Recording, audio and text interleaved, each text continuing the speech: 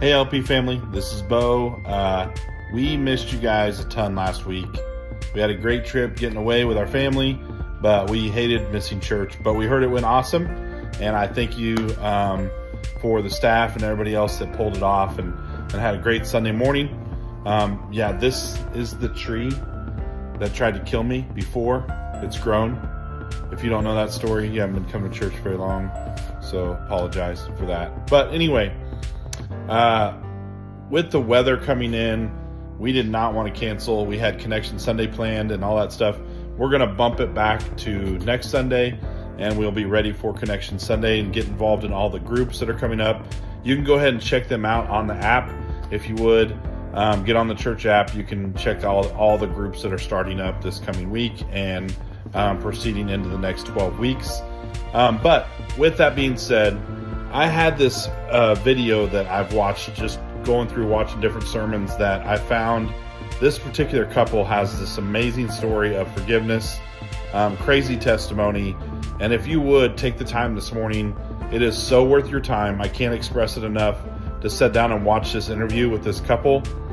We wanted to play it. I had it planned if we had to cancel service. I've also reached out to them about maybe attending our community and coming and being a part of maybe a week or like Sunday morning or something. But until then, I want you to hear their story, the Donovan family, and I think it's just so powerful. I've watched it 3 or 4 times, and it pretty much wrecks me every time. But be just hanging out with your family. Be safe. Have a great weekend, and we will see you guys back next Sunday for Living Proof. Make sure you're inviting someone to church when we get together this next time. But until then, stay safe and get your kids back in school, because we're ready for that too. So, all right. See you guys. Love you. Bye.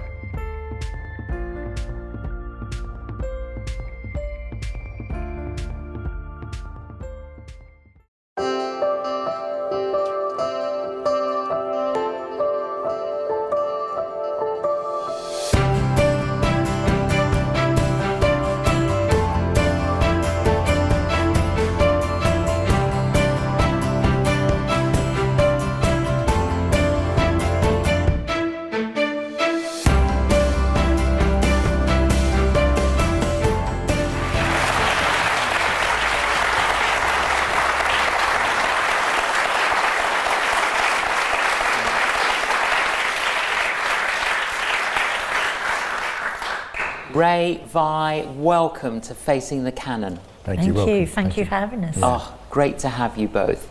Well, tell us, where do you live? We live in Sutton, Surrey. And have you lived there a long time? No, we've been there since 2004. I was brought up in Brixton, and Vi was a North London girl. And how long have you been married? 47 years. I had to get that right, didn't I? 47. You're edging towards the gold, Vi. Yeah. That's good. The silver, was it a good one? Oh, yeah. Yeah. You're right. But heading for gold's better. But heading for gold's better, isn't it? Yeah. Now, May the 26th, 2001, completely changed your lives. Yeah. Okay. Well, it was May the 25th where it started, sorry. Where it started, yeah. That's right, in the evening, of course, when you got that call. Right, tell us the story of what changed your whole life. Well, it started in the evening. I come home from work. We got 4 children, 3 boys and a girl. And our third child, Christopher, was indoors. He was getting ready to go out, and he asked me I'd give him a lift to his sister's house, sorry. And I said, no, I'm too tired, so I can't That's drive. right, you wanted to pick up his clothes, yeah, didn't he stayed with her for a couple of days, a couple of weeks, and wanted to pick up his clothes. I said, no, like most days, couldn't be bothered. And he went, fair enough. Now, every Friday night, him and his brother Phil and a few friends would go to a youth leader's house and stay there till 2, 3 in the morning. As he was getting ready to go out, he did something he'd never done before. He kissed me in the forehead and told me he loved me. Yeah. Never did that, ever. And went out. If I came home from work, and we do what most Christians do, unless you've got a chaplain in your house, watch Coronation Street, have your dinner, go to bed. Typical Friday night. No Bible on the table. Yes. 20 to 1 in the morning, the doorbell rings, and I'm thinking, how can 2 boys forget their door key? Went up the door, instead of Chris and Phil, there's 2 policemen. They asked me about Chris and Phil's dad. I said, yes. They said, we need to speak to your wife urgently. I said, what's it about? They wouldn't tell me till we got Vi out of bed. They said, Chris and Phil have been involved in a fight. Chris is seriously injured. We need to get to Epsom Hospital straight away. We lived in New Malden, so it's a 9-mile drive. As I grabbed my car keys, the policeman said, no, we're driving you. The car was touching 100 miles an hour at the Blues and Twos going. And then it stopped, didn't it? It stopped on the roundabout. Yeah, and it wouldn't It just start. stopped, yeah. The police car. Yeah, we're in the back praying like mad, and all of a sudden it just started up again, and they took off again. And this is a 4-lane A road, and this was closed. The right-hand side was like Christmas. There's all these police cars lining up, police walking up and down, weren't they? And the policeman kept apologising to us. I said, don't worry about that, let's get to the hospital. When we got to the hospital, Philip and his friend Richard are in forensic clothing. So what they do, they take all your clothes off you and put like a white boiler suit on. Yes. Philip's face was all blooded. As I'm talking to Phil, another policeman came up and said, you can't see Chris, they're operating on him. Now, we told this story in prisons and in schools, and what we make him do is walk the walk of a victim. Because tonight you might see some poor soul has got stabbed and there's only 30 seconds on the telly. You don't see what goes beyond that tent. Yes. Now, a lot of you watch Holby City and Casualty. That's the biggest load of rubbish on telly. Because they don't put you in a lovely waiting room with leather chairs. We were put in a room with 2 horrible wooden chairs, and they just shut the door and leave you. And that's how victims are still treated today. While we're in the room, I asked Philip what happened. He said Chris and Richard came to his shop. He worked in a pizza shop up in Tolworth. They had a bit of peace, laugh and joke, and Phil got paid. And back then it was cash. And Chris said, shall we get a mini cab to Jill's house? Phil said, no, let's walk, it's a lovely summer's evening. That's unusual for Phil. If he can get a mini cab from that wall to that wall, he would. But that night, at the unusual, he said, no, let's walk. Twice Chris asked for a lift, twice refused. So they're walking along this road singing Oasis songs, enjoying the evening. And there's a hill, and coming the opposite way on this hill are 14 boys and girls, literally out of their head on drugs. As they approached R3, they opened up. There was no sign of a threat. The 15-year-old, wanting to get respect from his friends, punched Philip so hard in the face his nose ended up on his cheek. Philip's first reaction was that. He clicked the bone back. The pain was so severe he collapsed on the floor. 2 boys started stamping on his head. Christopher went to save his brother. There was a fight. They backed Christopher onto this main road. Another boy got behind him. They got him on the floor. They took penalty shots to his face and body and stamped on his head. A woman shouted from the house, the police are coming. They ran. One of the girls went to get Chris out of the road, and the oldest boy said, leave him there. A car came over the hill, and in course she said she thought it was a bundle of rags in the road. She ran over him, his belt caught in her exhaust pipe, and she dragged him 40 metres down the road. When Philip came through, the first thing he saw was Chris on the wheel of a car. Another woman came running out, said, I'm a nurse, you can't touch him, and she held Phil until the ambulance, police and fire brigade arrived. While we're hearing this, the doctor said he's lost a lot of oxygen to the brain. We're looking at severe brain damage. In other words, he'd be a vegetable. Then 20 to 4 in the morning, when you see the police, the hospital chaplain, and the doctors, when they walked in the room, they didn't have to tell us, their face told us Christopher died that morning because one young boy wanted respect from his friends. I remember smashing my head off the floor and the doctor grabbing hold of me, and you left me, didn't you? You ran. So when you were told, how did you react, Vi? I ran out the door because I didn't want it to be us. I wanted it to be anybody else but us. I kept thinking we've got a good life. You know, we know Jesus, we know the Lord. Everything's so lovely. And everything you know is gone in a second.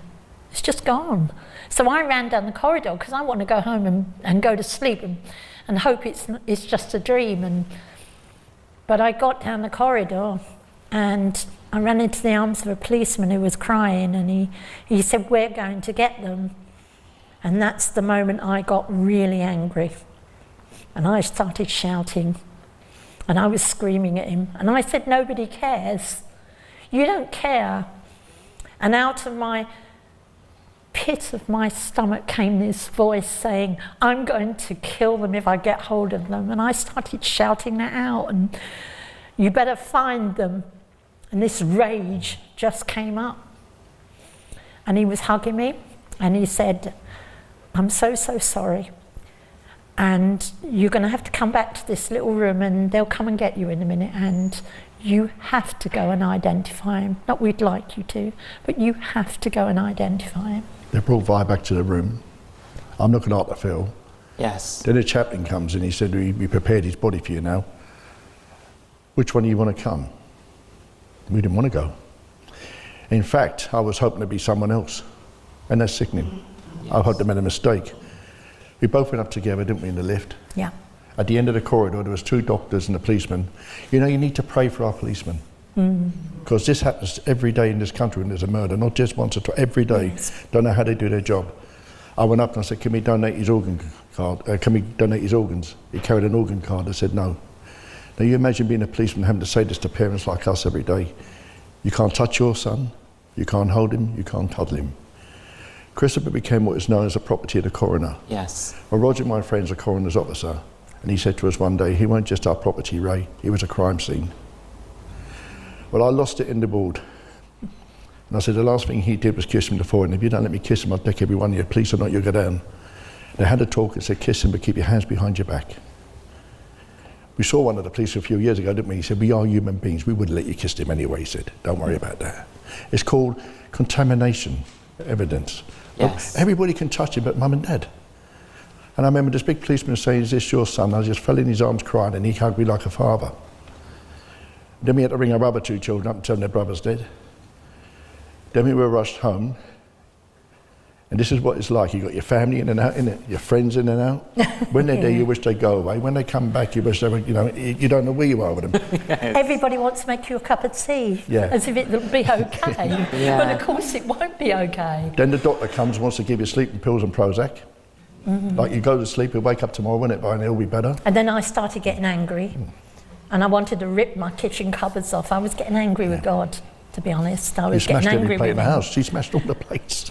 I pulled all the cupboards and I smashed all the plates, and Ray was getting so worried he called our pastor round, who came round immediately. And What, and he said to the pastor, you'd ripped all the she said she's cupboards gone off. mad. Yeah. She's ripping cupboards off the walls. And She's a Samson. Yeah. Yeah. how I did it, I don't know. No, but Just pure you rage. just had all this rage in you.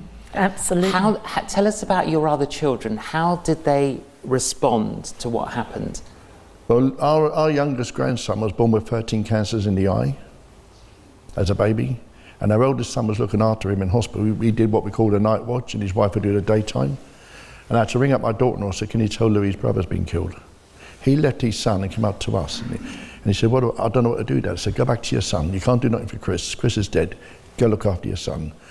My daughter left her phone off that night, and the policeman called it a deafogram. Knocking on the door, sorry to inform you, your brother's been killed. But there's a shock for you. Coming home in the car, do you want to tell him? Coming home in the car from the hospital that night after hearing he was murdered. Go on. Ray looks at me and he says, Vi, you know we're going to have to forgive the boys who killed our son. Don't you dare say that, I said. Don't you dare. I'm not going to forgive them. They don't deserve it. They're animals. People that do things like this. I'm not having any of that. I'm screaming and shouting, don't you mention that word forgiveness again to me. And it all goes really quiet because I'm a bit volatile in the car. Nobody wants to speak, so I dug the But hole. Ray, you're saying that in the car on the way back, Yeah. having had all those emotions, but you just felt that was God. There was 2 things. One, it was we only just became Christians in '96. In 2001 he was killed. So I knew how much I was forgiven. But I said to Vi, it was my faith, my belief in Jesus had done it. But I also, with my background coming up in Brixton, I said to Vi, it was a fight that went wrong. They didn't wake up and say, let's go kill Chris. It was a fight that went wrong. You couldn't get it, could you? She just couldn't understand it. I didn't want but I to knew I get had it. to forgive, because if I didn't, I'd be serving 3 life sentences right now. To be honest with you, I'd be in prison right now, because I used to know some tasty people before I became a Christian. Sure. So, okay, let's piece the story together. Three people were prosecuted. Yeah. Well, I've got to tell you, God is so fantastic. He brought a policeman into our life called Colin Sutton. Don't know if you heard of him. He's done a programme at the moment, it's on there, Martin Clunes is playing him, how he caught Levi Benfield, called Manhunt. Right, okay. And he walked in our house, and the first thing he said to me was, Ray, I would never lie to you. As soon as he said that, got my respect. He put up an accident sign. I said, why did you put up accident when it's murder? Listen to this. He said, if I put up a murder sign, no one will come forward. What does that say about our society today? No one will come forward. In fact, he got 28 witnesses, and 11 o'clock that night, Chris got killed, died 20 to 4 in the morning. 11:30 that night, our door knocked, the liaison officer, she went, we got him. 2 girls went to the police station after seeing Colin on the telly saying it's a road accident, and gave everybody's name as witnesses. What do you think of that? Yeah. That's God, isn't it? Yeah. Yeah. And they found the 3 that actually did it. Well, they arrested them all, but the witnesses only saw 3 doing the most damage. And we were taken to a magistrate's court to start with. Well, yeah, we were taken to a magistrate's court, and in that court, one of them asked, could he break his bail conditions and stay out till 1 o'clock in the morning to celebrate his birthday? I went, you're having a laugh, aren't you? And the judge says to me, open your mouth again, you'll be arrested and put in prison for contempt of court. Christopher would have been 19 a week after he was killed. And this young boy is asking to celebrate his birthday, which we both got angry with, didn't we? So from there, oh, sorry, we're jumping here. No, it's fine. We had to wait till Tuesday to see the coroner. Yes. She took over an hour explaining his injuries. Nearly every bone in his body was broken. The brain damage. In the end, we said, can we just see him? We don't want to hear no more. She took us in the room. He was wrapped up like a mummy. When we first saw him, this side of his face was smashed in from the kicking. She bandaged all that for us. We went in, we had a policeman in the room, making sure we didn't touch him. We prayed over him, we talked to him. We were told we could see him again. If we knew that'd be the last time, we would have stayed with him for longer. We came out, my daughter went in with her husband, and the coroner said, I've got bad news. I said, what can be worse than that? She said, because of the kicking in the car, I have to prove what killed him. To do that, I had to remove his brain, wait for an enzyme to come out. This takes 16 weeks. You can't bury him for 16 weeks. Do you know what I said to her? I said, that's not my son in there. My son's in heaven, do whatever you like, because at 15 years old he gave his life to Jesus, and we know where he is. And that's the only comfort we had, wasn't it? That's the only thing you can hold on to that's absolutely right and true when everything else is gone. But when did you catch up with Ray? Because obviously Ray said, we've got to forgive. So when did you... Okay, let's just piece it together for all of our viewers. Okay, 3 of them got prosecuted. 3 of them got prosecuted. They went to... We went to Guildford's Magistrate Court first, then it was referred to the Old Bailey. Now in the Old Bailey, they got what's called a witness protection room. Then the all courts have got these. You go in this room, telly's on, tea, coffee, everything. Then the case gets called. Now these boys are on bail, and I thought even though they're on bail, they'll be sent down to the cell and brought up on the staircase. We goes in the foyer and sitting about just where the walk, a little bit further, yes, where that light is, are the boys with their parents, and we're sitting right opposite them, and they're laughing and joking. And the only thing, even though we're Christians, the only thing stopping me and Vi getting out of the chair was a policeman holding us like this. He knew what we were thinking. And one of the leaders of our church who sat and held our hands and prayed when we couldn't. He prayed for us when we couldn't. So the case took 6 weeks. Lie after lie after lie. The jury went out on a Friday, came back, couldn't make their mind up, came back on a Monday, made their mind up. The first one we're not allowed to name, so we say the boy. He was 16 now, he was the one who started it, he was 16 now. He got Her Majesty's pleasure, ready for this, for murder, 6 years. The 16-year-old got life imprisonment 9 years, and the 19-year-old got life imprisonment 10 years for murder. Robert Banky get 40 years, kill someone. But what you say by but how long? But if it's Ray, if it's life imprisonment, why 9 years? That because doesn't that's make a tariff. sense. That's a tariff they get, and they're sent out. And they're on what's called life license. That means they're doing their prison sentence even though they're outside. So if he comes in there tonight and robs a glass of your water, robs that glass, he could be back in for 99 years. Okay. And he's got that for the rest of his life. He can't go to Australia, New Zealand, America. He's barred from all them countries. He has to sign on probation so many times a month or maybe a year. He has to live with that for the rest of his life. Like we always say, they're doing their sentence now, they're in prison. Sure. So they go to prison. Yeah. Okay. Vi, when did you catch up with Ray on the forgiveness? Well, it took me a year to get my head around that one. Really, seriously, and a lot of soul searching and people coming to me and I remember one particular guy who's in our church then, and he was an evangelist. I knew him very well, and he said, Vi, when he grins at you, you know you're in trouble with him, and he's grinning. And I said, yes. And he said, Jesus loves the boys who killed your son. Whoa, don't you dare. And he went, but you see, I really love you. And when you get it, from your heart to your head and back again, when you realise that actually Jesus came for everyone, and when they come to him, he will forgive them, what are you going to do? And I went home and I said, who does he think he is? But the problem is, you see, it's like a song that won't go out of your head, you know. Yes. The Bible says the truth will set you free. And he spoke the truth to me, and he was right. So I've got to choose. And I realised at that moment it was a choice.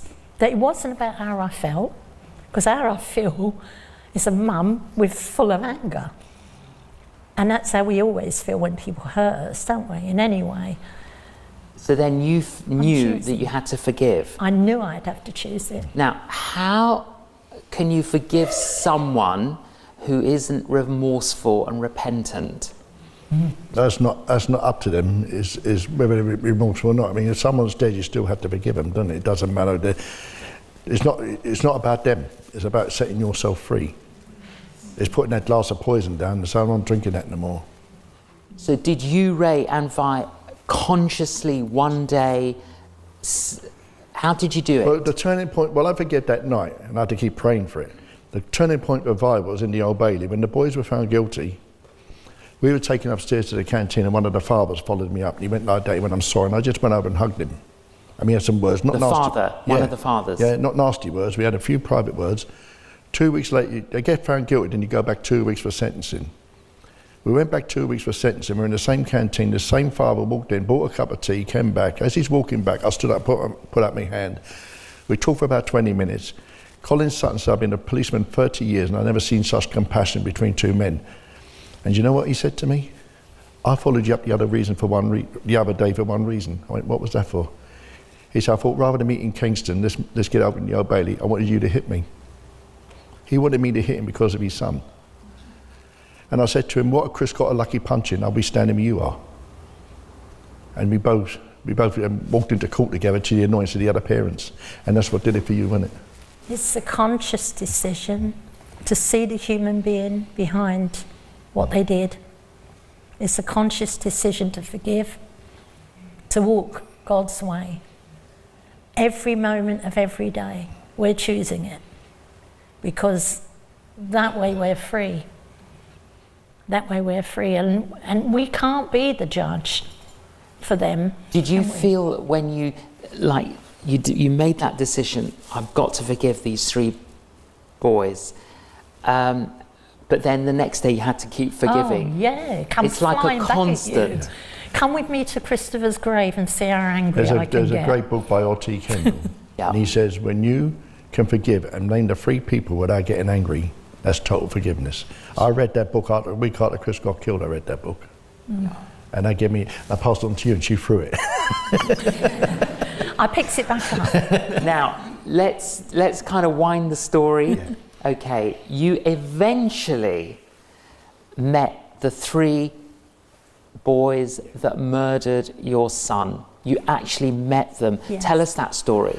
Well, we tried a few times to meet him because I wanted the truth.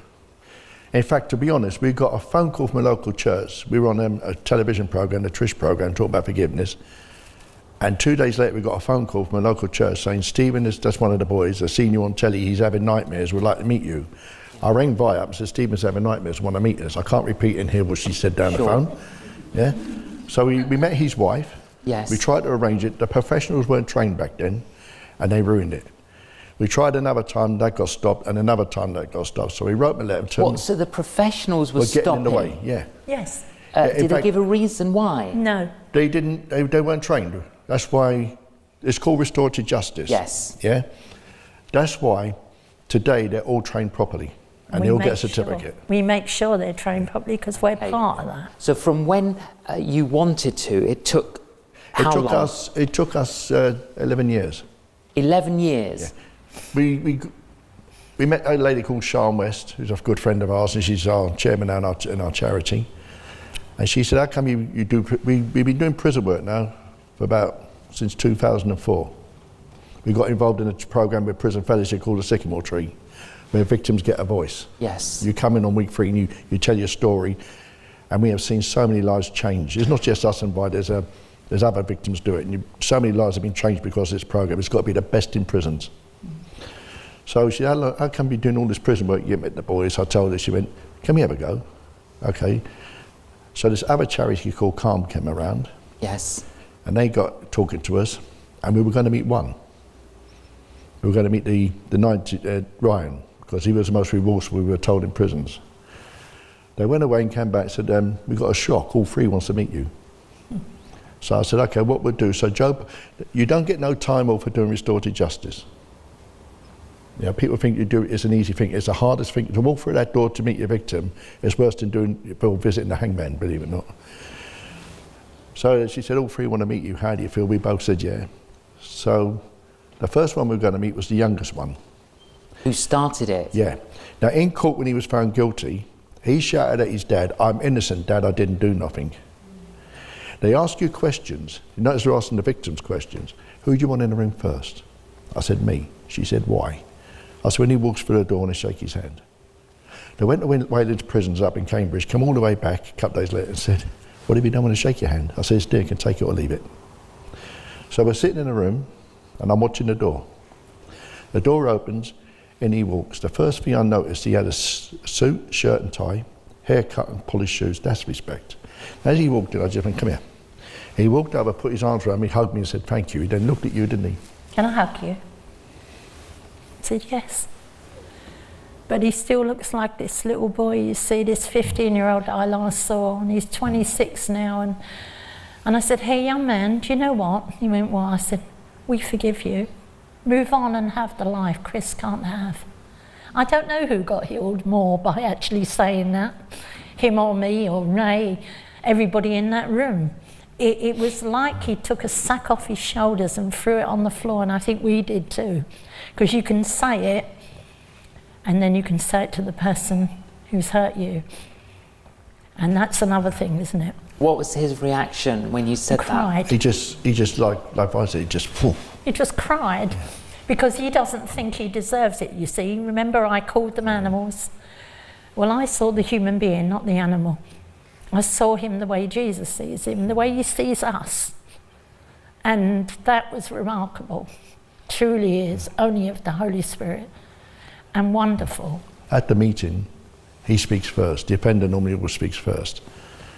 And he said, well, I was in prison, I fought the system. I said, we know all about you, mate. They gave me an extra 2.5 years. He said, they put me on this program, something like what you do. It's what we do. It's what we prayed for him to do. And it wasn't a murder or anything. It was a little old lady who got broken into, who was telling her story. And he went, from that day to this, I can't get Chris out of my head and out of my heart. And every time he mentioned Christopher's name, we noticed he put his hand on his heart. What did he say to his dad? I'm innocent. He looked us in the eye and said, I was a 15-year-old coward. I murdered your son and I'm sorry. That's all we wanted. That's all we wanted. We didn't care about anything. That was better than locking him up for 40 years. We got the truth.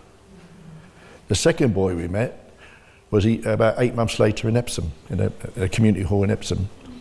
We were in the basement, and it's a big long room, right down the end of it. As he came in, he walked in, as I saw him come round, I stood up again. We broke all the risk assessments going. He didn't walk up to me, he ran.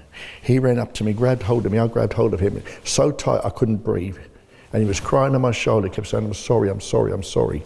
This went on for about 10 minutes, then he ran over to you, didn't he? Yeah. Here we go again, another hug. And another, yes, please forgive yourself. But I don't deserve it. But you do, you see, because you can't move on. If you don't forgive yourself for what you do. You'll stay back there in 2001. You will never move forward. And if we don't forgive you, we'll stay back there. We've all got to move forward into the future, whatever that is. So, you know, you need to choose it. Do you know who I found hard to forgive? Me. Because I didn't give him a lift that night. If I gave him a lift to his sisters, he'd still be alive today. And it wasn't a pastor or anybody else taught me to forgive, it was Colin Sutton. He pulled me aside one day, just as a policeman, and said, what if someone bring Chris back? What do you do morning on Friday night? So, I mean, didn't go to bed. You do what most fathers do. He says, let it go now, or you'd be very ill. Yes. And he learnt me to forgive myself. And your listeners need to learn to forgive themselves. It's the hardest thing. We can forgive everybody else, but not ourselves. Yeah. Now, I asked all three of them to come to Christopher's graveyard. Stephen is the only one with the guts to do it. It was a horrible wet day. We turned up in our car. He came in his van, and his probation officer came in our car. We showed him where Christopher is. I see there's a second grave right down the bottom on the left. As you walk down to his grave, you've got 87, 96, 75. All these people got a life. You come up to his little grave, 18. He has some garage flowers with him. Love his heart. We went for a walk. I did say, God, you're asking too much today. We went for a walk, came back 20 minutes later. He was still on his knees in the mud. I said, get up, Steve. I said, we're all here. Chris is here, we're here. Chris had this attitude. I won't use the four-letter word, I'll use a different one. Sure. Poo happens. Yes. Get on with it. It does. And we live our life to that now. And I said, look, if Chris was alive, he'd tell you, get on with your life. And we're giving you permission at his grave. And he went, can I come back? Of course you can. I know he wants to bring his wife and child. What if there's anybody here? I don't want to offend no one. See, I was thinking now, from the cocky young so-and-so to... I said, Steve, no one knows you from Adam. If anybody asks you, I'll say his friend. We can't change the past, mate, but let's all move into the future. What were we doing in the graveyard, in the car park? We were showing him his photographs of our granddaughter, and he was showing us a photograph of his son, Elliot. That's quite something, isn't it? From a long way from their animals, isn't it? Isn't God wonderful? The last one, Yes. we met him on the 13th of March, 2013. Goes to show how long we had to wait. I want you parents to hear this. He walked in the room, more hugs, and we sat down. He said, when everybody ran, I kept stamping on Christopher's head. I thought he'd get up. I heard him moaning. I gave him a few more kicks. I still thought he'd get up. He was moaning some more. He said, then the woman shouted again, the police are coming. He said, I ran to the alleyway. This is how he described it in the meeting. He said, I saw the headlights of the car come up over the hill and up and over Chris and drag him. I still thought he'd get up. I said, were you stupid? He said, no, Ray, it works in video games. I said, no, you can't use that as an excuse. That's not acceptable. He said, no, you don't understand. I killed your son, and I own that, and that's the truth. But it was a symptom of an unreal world I lived in. And I lived in it so long. And I drank, and then I took crack cocaine, and it's all unreal worlds. That's what I'm describing to you. And it's probably not the first time we've heard this across the world, is it? But I did it, and I repent of that, and I tell you that. He teaches rugby. The other boy, the eldest boy, is a plasterer, got his own business. And the youngest one is a tattoo artist, got his own business. They've all got their own business, they're all married. If I was at a show not long ago about restorative justice, a man came up to you and spoke, didn't he? He said, you're talking about so-and-so. And I said, yeah, I didn't name him. So he said, but I know him, and I've known him for years. And he is a good man now, I want you to know that. And it's all because you met him. Wow. Wow. Do you know, I've got to tell you, Proverbs 3 says, trust in the Lord and lean not on your own understanding. Our own understanding just brings trouble, doesn't it? But his, wow. Isn't it awesome? Awesome. We had a wonderful word from a friend of ours a week after Chris died. She said, when the seed is sown, the harvest will come. Yes. Then she said, the seed is Christopher. When you bury him in 16 weeks' time, the harvest will come, and it hasn't stopped, has it? And the harvest goes on. And that's freed you to do the work that you're currently doing with restorative justice. Yeah. You're going into schools, you're going to prisons, and you've set up a charity. Chris Donovan Trust. And we've just been awarded MBEs. And you've just...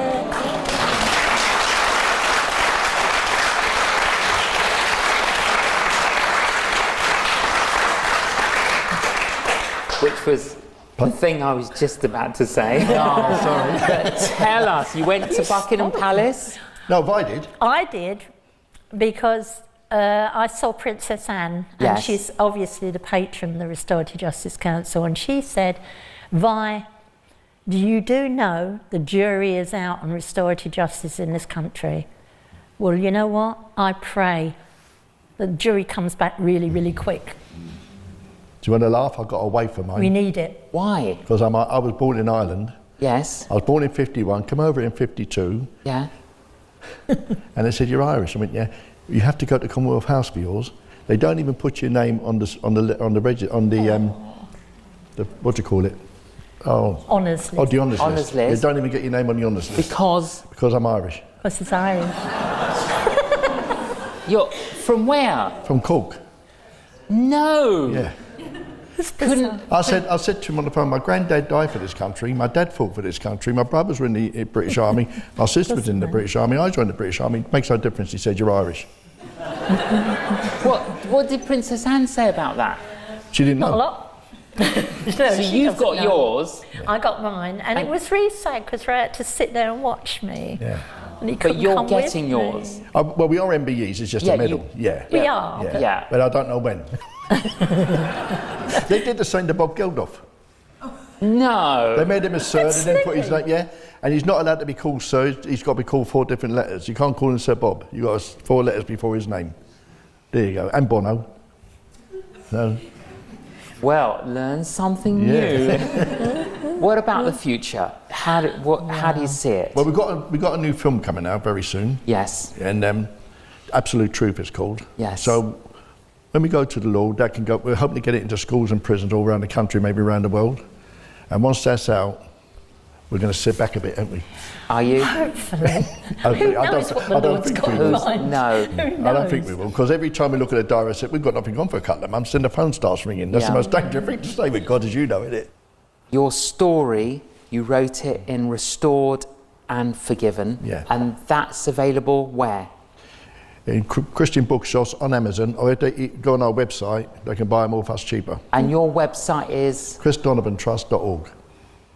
And Kindle. And Kindle, yeah. Ray, Vi, you're an inspiration.